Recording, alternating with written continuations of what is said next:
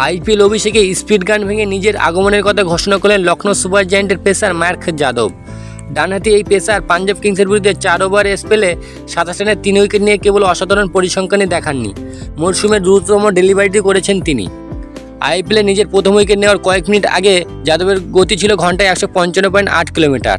গতকালের ম্যাচে 11তম ওভারে ঘটনাটি ঘটে, যখন শিখর ধাওয়ানকে মরশুমের দ্রুততম ডেলিভারিটি করেন, যা হতবাক করে দেয় সমস্ত ক্রিকেট প্রেমীদের।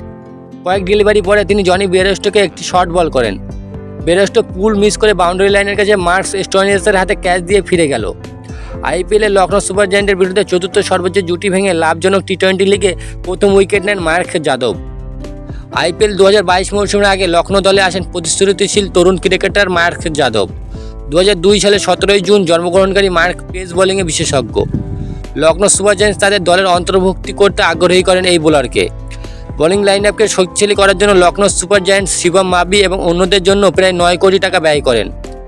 2024 মরশুম শুরুর আগে লখনৌ সুপার জায়ান্টের অলরাউন্ডার কুনাল পান্ডিয়া বলেন, টুর্নামেন্টের চলতি সংস্করণে যাদবের দিকে নজর রাখতে হবে। এই পেসার বিশেষ করে সত্যিই খুব দ্রুত বল করার ক্ষমতা রাখে। মরশুমের আগে লখনৌ সুপার জায়ান্টের প্রধান কোচ জাস্টিন লাঙ্গার এই ফাস্ট বোলারকে পক্ষে ছিলেন। লাঙ্গার বলেন, আমাদের সামার জোসেফ আছে, মার্কস আছে এবং খুব ভালো পেস বল করে। আশা করি উডের জায়গায় সামার জোসেফ ও মার্কসের গতি ব্যবহার করতে পারবো আমরা।